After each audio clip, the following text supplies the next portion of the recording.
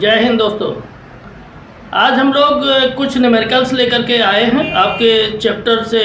Light chapter जो है उस चैप्टर से कुछ न्यूमेरिकल्स करवाने वाले हैं आपको, जो एग्ज़ाम में आ सकते हैं। तो देखते हैं पहला क्वेश्चन है, an object of 5 centimetre in size is placed at a distance of 20 cm from the concave mirror of focal length 15 cm. At which distance from the mirror should screen be placed to get the sharp image? Also calculate size of the image. तो देखिए, जो इसमें given है उसको पहले हम लोग note कर लेते हैं, उसके बाद में क्वेश्चन को सॉल्व करते हैं। ठीक है, तो सबसे पहले इसमें आपका दिया हुआ है ऑब्जेक्ट की हाइट। ऑब्जेक्ट की हाइट को हम h से डिनोट करते हैं। ऑब्जेक्ट की हाइट दी है 5 सेंटीमीटर। याद रखेंगे, ऑब्जेक्ट की हाइट को h से डिनोट करते हैं और ये हमेशा ही पॉजिटिव रहती है। आगे देखेंगे, कहा है in object of 5 centimetre is size placed at distance of 20 centimetre. मतलब ये है कि एक ऑब्जेक्ट है 5 सेंटीमीटर का और वो 20 सेंटीमीटर कॉन्केव मिरर से दूर रखा हुआ है। ठीक है, तो जो जो U यानी पोल और ऑब्जेक्ट के बीच का जो डिस्टेंस होता है उसको U से डिनोट करते हैं। U इक्वल टू, और ये हमेशा माइनस में रहता है, आप याद रखेंगे, तो -20 सेंटीमीटर। इसके बाद में देखिए दिया हुआ है फोकल लेंथ 15 सेंटीमीटर, यानी F equal to 15 centimetre. Focal length आपकी नेगेटिव में आएगी। फोकल लेंथ आपकी नेगेटिव में क्यों आएगी? क्योंकि ये आपका कॉनकेव मिरर है। ठीक है, कॉनकेव मिरर है। कॉनकेव मिरर की जो कंडीशन होती है उसमें आपकी जो फोकल लेंथ है वो नेगेटिव ही रहती है। क्लियर? आगे देखेंगे, अब इसको हम क्या करेंगे, मिरर फार्मूले से हम इसको सॉल्व कर देंगे। तो क्या हो जाएगा, मिरर फार्मूला क्या है, 1/f equal to 1/v plus 1/u। ठीक है, तो f की वैल्यू कितनी है, -15 equal to 1/v plus 1/u की वैल्यू है -20। क्लियर? तो ये हो जाएगा 1/-15 इक्वल टू 1/v, और ये प्लस माइनस का मल्टीप्लाई हो जाएगा तो माइनस हो जाएगा 1/20। क्लियर? अब क्या करेंगे, -1/15 और ये -1/20 को लेफ्ट में लाएंगे तो ये प्लस में हो जाएगा 1/20 इक्वल टू 1/v। आगे देखें क्या हो जाएगा, 1/v इक्वल टू, एलसीएम ले लेंगे। एलसीएम कितना आएगा, एलसीएम आ जाएगा 60। ठीक है, अब यहाँ देखें 15 से 60 को अगर हम डिवाइड करते हैं तो 4 टाइम जाएगा, तो ये हो जाएगा -4, और यहाँ 20 से 60 को डिवाइड करेंगे तो 3 टाइम, तो +3। तो 1/v इक्वल टू हो जाएगा -4 + 3, यानी दोनों का डिफरेंस होगा 1, और माइनस ज़्यादा नंबर जो बड़ा नंबर है उसके साथ माइनस है, इस वजह से ये भी माइनस का हो जाएगा 60। क्लियर? तो अगर हम v की वैल्यू निकालेंगे तो कितना हो जाएगा, -60 सेंटीमीटर। ध्यान दें, v means distance between pole and image. Distance between pole and image जो होता है वो क्या होता है, v। क्लियर? अब यहाँ से आपका इसमें जो पूछा गया है कि at which distance from the mirror should screen be placed to get the sharp image. मतलब शार्प इमेज को गेट करने के लिए, प्राप्त करने के लिए जो स्क्रीन है उसको कितनी दूर पर रखा जाना चाहिए। तो देखिए ये आपको मिल गया है, कितनी दूर पर रखा जाना चाहिए, 60 सेंटीमीटर की डिस्टेंस पर। इसके बाद में कहा है also calculate size of the image. Image के साइज को भी कैलकुलेट करना है। क्या करना है, इमेज की साइज क्या है। तो चलिए इमेज के साइज को कैलकुलेट करने के लिए अगर हम देखें तो एक फार्मूला यूज करते हैं, -v/u = h'/h। ठीक है, यहां पर आपका h' क्या है, इमेज की हाइट, बाकी आप जानते ही हैं। तो v की वैल्यू आपकी आई है 60, माइनस का तो -60 अपॉन u की वैल्यू 20 है माइनस, और h' अपॉन h आपका h की वैल्यू दी है 5, यानी ऑब्जेक्ट की हाइट। तो ये ब्रैकेट जब खुलेगा तो माइनस माइनस के मल्टीप्लाई होके प्लस हो जाएगा, 60/-20 इक्वल टू हो जाएगा h'/5। अब देखें यहाँ से 20 से हम 60 को कट कर देंगे तो 3 टाइम में कट हो जाएगा, तो ये आपका हो जाएगा -3/1 इक्वल टू h/5।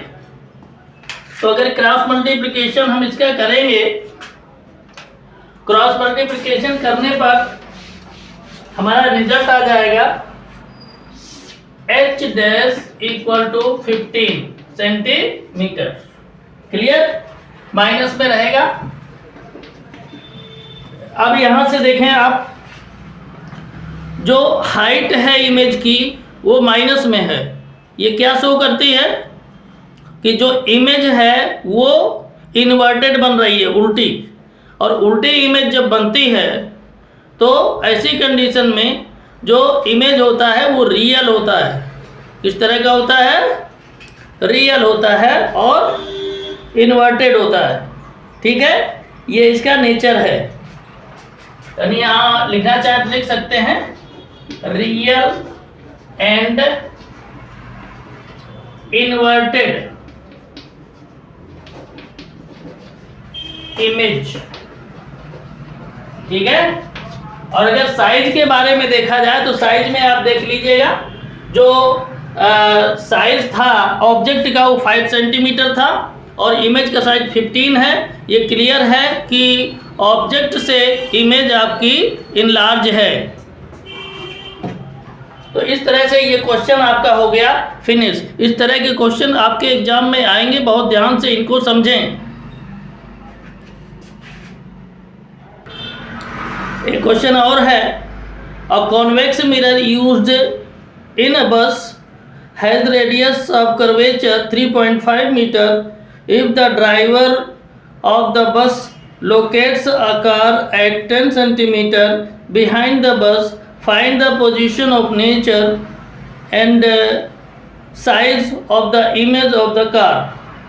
ठीक है, तो यहाँ पर देखिए आपका गिवन क्या है, radius of curvature, radius of curvature कितना है, 3.5 मीटर। ठीक है, रेडियस ऑफ कर्वेचर को हम कैपिटल R से डिनोट करते हैं। अगर यहीं से हम चाहें तो फोकल लेंथ भी निकाल सकते हैं, क्योंकि फोकल लेंथ इक्वल टू होता है रेडियस ऑफ कर्वेचर बाय 2। तो क्या हो जाएगा, 3.5/2 मीटर। यह ऐसे ही रख लीजिए, कैलकुलेशन में आसानी रहेगी। आगे और आपका क्या दिया हुआ है, इसमें कहा है कि if the driver of the bus locates a car at 10 metre behind the bus. यहाँ पर जो बस के पीछे कार आ रही है उसको आप क्या समझेंगे, ऑब्जेक्ट है वो। बस के पीछे जो कार आ रही है वो ऑब्जेक्ट है।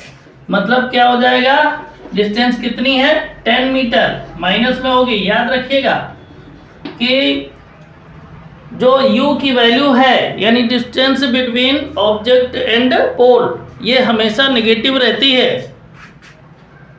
नेगेटिव क्यों रहती है, क्योंकि ये मिरर के लेफ्ट में ही रखते हैं इसको, कभी भी राइट में नहीं रखते हैं। और लेफ्ट में जो भी डिस्टेंस मेजर होती है वो नेगेटिव होती है। तो चलिए देखिए, यहाँ पर u आपको मिल गया, f मिल गया। तो ऐसी कंडीशन में v की वैल्यू हम फाइंड कर सकते हैं। देखिए मिरर फार्मूला यूज करेंगे, 1/f = 1/v। Plus 1/u। ठीक है, f की वैल्यू कितनी है? f की वैल्यू यहाँ पर जो रखेंगे वो पॉजिटिव रखेंगे, क्योंकि कॉन्वेक्स मिरर है, याद रखिएगा कॉन्वेक्स मिरर है, इस वजह से जो f की वैल्यू होगी वो पॉजिटिव होगी। इस वजह से देखिए कॉन्वेक्स मिरर कुछ इस तरह से बनता है, ऐसे, और जब कॉन्वेक्स मिरर इस तरह से बनेगा तो इसका पोल ये हो जाएगा। ठीक है, और इधर कहीं पर आपका f होगा, यानी फोकस होगा, और इधर सेंटर ऑफ कर्वेचर कहीं होगा। ठीक है, तो राइट में जो डिस्टेंस मेजर की जाएगी वो कैसी होगी? पॉजिटिव। तो इस वजह से f की वैल्यू पॉजिटिव रहेगी। तो ये हो जाएगा 1/3.5/2 इक्वल टू 1/v प्लस 1/-10। ठीक है, अब देखिए कैलकुलेशन कर लेते हैं इसको।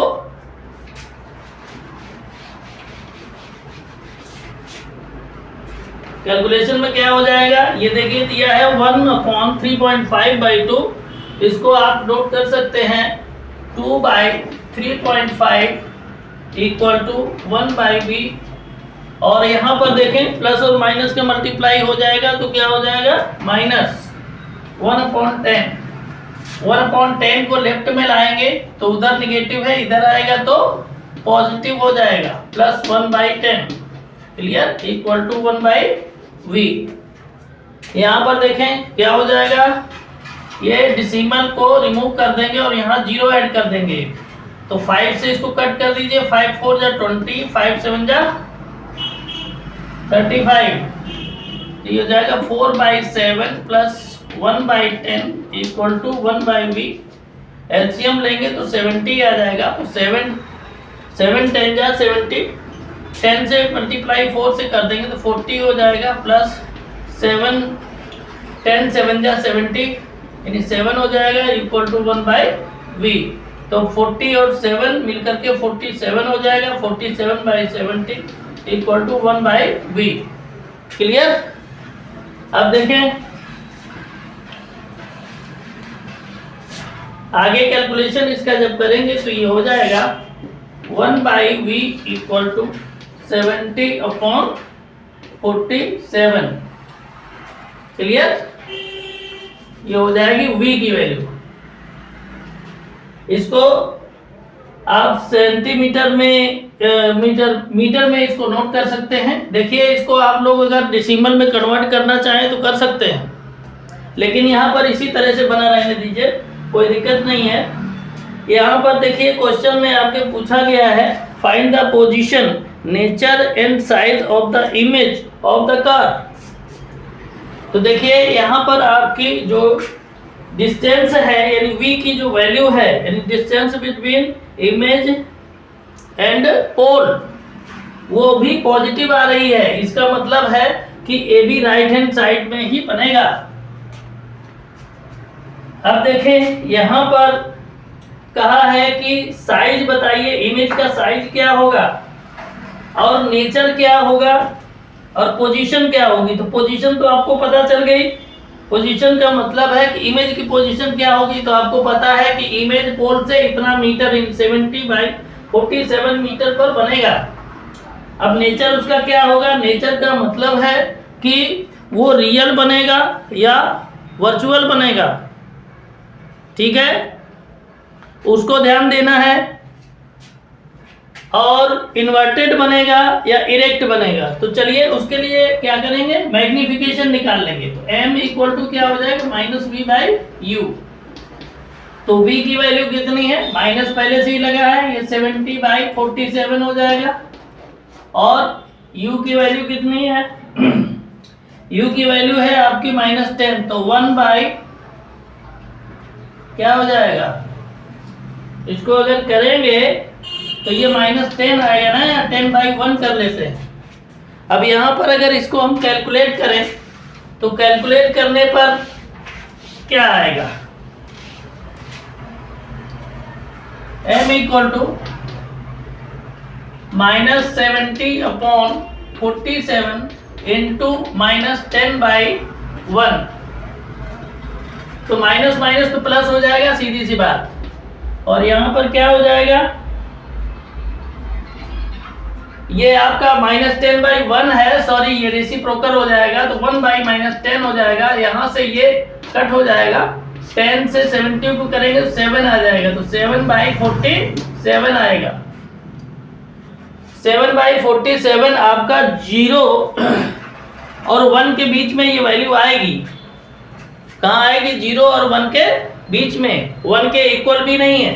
तो ऐसी कंडीशन में इसको क्या करेंगे, इसका मतलब है कि पॉजिटिव में अगर आपका आ रहा है मैग्निफिकेशन, तो इमेज कैसा फॉर्म होगा? इरेक्ट और वर्चुअल, ठीक है, सीधा और क्लियर दिखाई नहीं देगा, हम केवल उसको फील कर सकते हैं।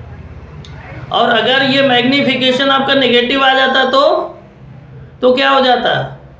तो आपका जो इमेज है वो रियल बनता और इन्वर्टेड बनता, यानी उल्टा बनता, ठीक है। तो इस तरह से नेचर इसका क्या लिखेंगे, इमेज इज फॉर्म्ड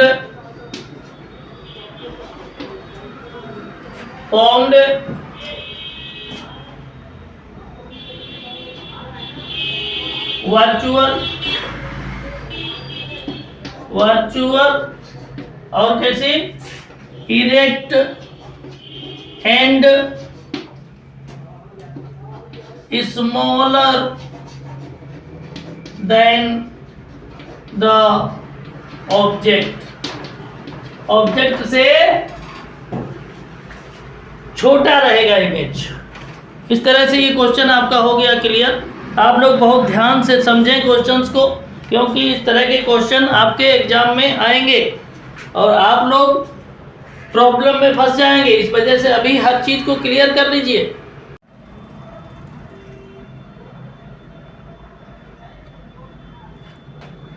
तो देखेंगे नेक्स्ट क्वेश्चन, बहुत इंपॉर्टेंट क्वेश्चन है। ये क्वेश्चन जो मैं करवा रहा हूँ ये कई बार बोर्ड एग्जाम में आए हुए हैं, इस वजह से इन क्वेश्चंस को आप हल्के में ना लें, ठीक है।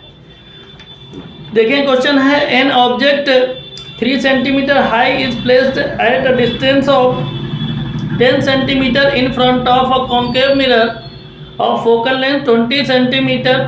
Find the position of nature and size of the image formed. तो इसमें कहा गया है कि एक ऑब्जेक्ट है, 3 सेंटीमीटर उसकी हाइट है और पोल से 10 सेंटीमीटर की डिस्टेंस पर रखा हुआ है, ठीक है। फोकल लेंथ तो उसकी 20 सेंटीमीटर है और पोजीशन फाइंड करनी है। पोजीशन का मतलब v की वैल्यू फाइंड करनी है, नेचर फाइंड करना है और साइज जो इमेज का है उसको फाइंड करना है। तो चलिए जो गिवन है पहले नोट कर लेते हैं। ऑब्जेक्ट की जो हाइट है वो 3 सेंटीमीटर है, क्लियर। इसके बाद u की वैल्यू दी है 10 सेंटीमीटर, जिसको हमने कहा है कि कभी भी ये पॉजिटिव नहीं होती, निगेटिव ही रहती है। इसके बाद में क्वेश्चन में कहा गया है कि in front of a concave mirror focal length 20 centimetre. Focal length negative होगी, कैसी होगी? नेगेटिव। क्यों नेगेटिव होगी? क्योंकि कॉन्केव मिरर है। हमने आपको बताया है कि कॉन्केव मिरर की कंडीशन में आपकी फोकल लेंथ नेगेटिव होगी, क्लियर। और u तो हमेशा नेगेटिव रहेगा, लेकिन v की वैल्यू ध्यान रखिएगा, एक पोजीशन में v की वैल्यू पॉजिटिव हो जाती है। कब हो जाती है? जब हम किसी भी ऑब्जेक्ट को पोल और फोकस के बीच में रखते हैं तो कॉन्केव मिरर में जो इमेज बनता है वो इरेक्ट बनता है और लार्जर देन द ऑब्जेक्ट बनता है और बिहाइंड द मिरर बनता है। तो ऐसी कंडीशन में जो v की वैल्यू है वो पॉजिटिव आ जाती है। बाकी 5 कंडीशंस ऐसी हैं जिसमें v की वैल्यू नेगेटिव ही रहती है, यानी जो इमेज है वो लेफ्ट में ही बनता है। तो फोकल लेंथ है 20 सेंटीमीटर, ये भी नेगेटिव ही रहेगा। अब देखिए आपको ये पता हो गया होगा कि u और f जब पता है तो हमें v की वैल्यू निकाल लेने से क्या मिल जाएगा, पोजीशन पता चल जाएगी कि इमेज किस पोजीशन पर बन रहा है। तो चलिए मिरर फार्मूला यूज कर लेते हैं। 1/f equal to 1/v plus 1/u, ठीक है। 1/f यानी f की वैल्यू है -20, तो -20 लिख देते हैं, equal to 1/v plus 1/u की वैल्यू है 10, तो -10 रख देंगे, ठीक है। अब देखिए प्लस और माइनस के मल्टीप्लाई करेंगे तो क्या हो जाएगा, प्लस और माइनस के मल्टीप्लाई करेंगे तो माइनस हो जाएगा ना, तो 1/-20 इक्वल टू 1/v माइनस 1/10, ठीक है। अब देखिए ये माइनस का 1/10 है, लेफ्ट में लेकर आएंगे तो क्या हो जाएगा प्लस में, तो 1/-20 और ये प्लस में हो जाएगा 1/10 इक्वल टू 1/v, क्लियर। तो एलसीएम लेंगे तो 20 आएगा, 20 1 जा 20, -1 हो जाएगा, प्लस 10 2 जा 20, यहाँ 2 आ जाएगा इक्वल टू 1/v, 2 - 1 तो 1 आ जाएगा प्लस का, 20 इक्वल टू 1/v, तो v इक्वल टू क्या हो जाएगा 20 सेंटीमीटर, 20 सेंटीमीटर। तो देखिए 20 सेंटीमीटर आया, पॉजिटिव आया। पॉजिटिव का मतलब है कि ये जो आपका बनेगा इमेज वो बिहाइंड द मिरर बनेगा। कहाँ बनेगा, बिहाइंड द मिरर, ठीक है। आगे देखें, पूछा है नेचर क्या होगा, तो नेचर देख लेते हैं। मैग्निफिकेशन निकाल लीजिए नेचर जानने के लिए, तो -v/u, तो v की वैल्यू कितनी है 20, माइनस पहले से लगा तो -20 अपॉन u की वैल्यू 10, -10 कट जाएगा तो क्या आ जाएगा 2। ध्यान दीजिए यहाँ पर जो मैग्निफिकेशन आया है वो 2 आया है। 2 ये डिसाइड कर रहा है कि जो इमेज है वो हाइट में ऑब्जेक्ट से जस्ट डबल बनेगी, यानी उसका साइज डबल होगा। और मैग्निफिकेशन पॉजिटिव आने का मतलब ये है कि जो इमेज बनेगी वो इरेक्ट बनेगी, वर्चुअल। जो इरेक्ट इमेज होती है वो वर्चुअल होती है, ठीक है। और साइज हमने बता ही दिया कि जस्ट डबल होगा, तो हम यहाँ पर लिख सकते हैं image is formed erect virtual and larger than the object से बड़ी बनेगी। ये इसका हो गया नेचर और साइज, क्लियर। आपको मैं फिर बता दे रहा हूँ, मैग्निफिकेशन अगर आपका पॉजिटिव है तो आपका इमेज इरेक्ट बनेगा सीधा, और सीधा अगर होगा तो वर्चुअल होगा, रियल नहीं होगा। और अगर मैग्निफिकेशन आपका नेगेटिव आता है तो इसका मतलब है कि इमेज जो बन रहा है वो रियल है और इन्वर्टेड है। यहाँ पर अगर 1 आ जाता है तो सेम साइज का, अगर मैग्निफिकेशन आपका 1 या -1 आ जाता है, इसी कंडीशन में जो इमेज का साइज है वो सेम एज ऑब्जेक्ट होगा।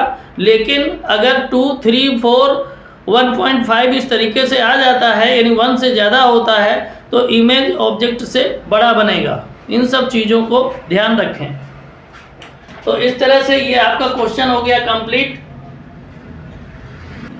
अगला क्वेश्चन देखें, बहुत ही इंपॉर्टेंट क्वेश्चन है ये। क्वेश्चन है light enters from air to a glass plate which has a refractive index of 1.5।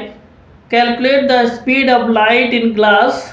The speed of light in air is 3 × 10⁸ metre per second. तो देखिए इसमें कहा है कि एक लाइट है वो एयर से ग्लास प्लेट में इंटर करती है, ऐसी कंडीशन में उसका रिफ्रैक्टिव इंडेक्स 1.5 है। कहा है कि स्पीड ऑफ लाइट जो ग्लास में है उसको कैलकुलेट करना है। और speed of light in air given है 3 × 10⁸ मीटर पर सेकेंड। तो चलिए इसको सॉल्व कर लेते हैं। क्वेश्चन छोटा है, कोई बड़ा कैलकुलेशन नहीं है, लेकिन क्वेश्चन बहुत ही इंपॉर्टेंट है, कई बार एग्जाम में आया हुआ है, इस वजह से आप लोग इसको मन से सॉल्व करें। देखिए रिफ्रैक्टिव इंडेक्स को हम n से डिनोट करते हैं, तो n = 1.5 हो जाएगा। इसके अलावा दिया हुआ है आपका लाइट की स्पीड दी है एयर में, इसको हम c से डिनोट करते हैं, c = 3 × 10⁸ मीटर पर सेकेंड। ठीक है, और क्या दिया है, बस इतना ही दिया है। पूछा गया है आपसे कि calculate the speed of light in glass. यहाँ लिखेंगे speed of light in glass equal to क्या हो जाएगा, स्पीड ऑफ लाइट, यहां लिखेंगे speed of light in air upon refractive index. अगर आप लोग इसको शॉर्ट में करना चाहें तो ऐसे भी लिख सकते हैं कि V = C/N, ऐसे भी लिख सकते हैं। अगर ये आप इतना बड़ा नहीं लिखना चाहें तो इसको लिख सकते हैं। तो देखिए क्या हो जाएगा, C की वैल्यू आपकी है 3 × 10⁸ और N की वैल्यू है 1.5। ध्यान से देखें तो हो क्या जाएगा, ये हम डेसिमल को रिमूव कर देंगे और यहाँ एक जीरो ऐड कर देंगे, तो ये हो जाएगा 30, 15 × 30। अब देखिए आपका आंसर निकल के आ गया 2 × 10⁸ मीटर पर सेकेंड। क्वेश्चन हो गया सॉल्व। क्वेश्चन बहुत ही आसान है, लेकिन अगर आपको करना नहीं आएगा तो बहुत मुश्किल हो जाएगा। इस वजह से क्वेश्चन बहुत इंपॉर्टेंट है और इसको आप बहुत अच्छे से सॉल्व करें। कोई भी क्वेश्चन जो मैं करवा रहा हूँ अभी, ये सारे के सारे क्वेश्चन कई बार एग्जाम में आए हुए हैं, इस वजह से आप इनको हल्के में ना लें, ठीक है, नहीं तो फिर एग्जाम में जाकर के प्रॉब्लम होगी। चलिए देखते हैं एक क्वेश्चन और। क्वेश्चन है find the refractive index of a material if angle of incidence of रे of light is 45 degree and angle of refraction is in the material is 30 degree। तो देखिए इसमें कहा है कि रिफ्रैक्टिव इंडेक्स मटेरियल का फाइंड कीजिए अगर angle of incident of the रे दिया हुआ है 45 degree. Incident ray incident angle आपको पता है कि I से हम डिनोट करते हैं इसको, I = 45 डिग्री। और एंगल ऑफ रिफ्रैक्शन के लिए क्या करते हैं, R से डिनोट करते हैं उसको, ये कितना है 30 डिग्री। क्लियर। और इसमें पूछा क्या है, रिफ्रैक्टिव इंडेक्स n की वैल्यू पूछा, तो n = होता है sin I / sin R। आपको ये फार्मूला जरूर याद होगा। तो देखिए क्या हो जाएगा, sin I की वैल्यू है 45 और sin R की वैल्यू कितनी है 30। तो देखें sin 45 की वैल्यू होती है 1/√2 और sin 30 की वैल्यू 1/2। इसको आगे सॉल्व करेंगे तो ये हो जाएगा 1/√2 और 1/2 का रेसिप्रोकल हो जाएगा 2/1। ठीक है। अब इसको अगर हम सॉल्व करेंगे तो क्या हो जाएगा, ये आ जाएगा 2/√2। 2 को अगर हम लिखना चाहें तो लिख सकते हैं √2 × √2 अपॉन √2। क्लियर। √2 से √2 कैंसिल आउट हो जाएगा, बचेगा क्या √2। इसकी वैल्यू आप लोगों को याद होगी, अगर याद ना हो तो याद कर लीजिए। इसकी वैल्यू होती है 1.414। यही आपका रिफ्रैक्टिव इंडेक्स भी होगा। इस तरह के क्वेश्चन छोटे होते हैं लेकिन बहुत ही अच्छे क्वेश्चन होते हैं, एग्जाम में अक्सर पूछे जाते हैं। ठीक है, तो इस वजह से आप लोग ध्यान रखें कि क्वेश्चन को अच्छे से करें, मन से करें। बहुत आसान तरीके से हमने क्वेश्चंस को बताया है।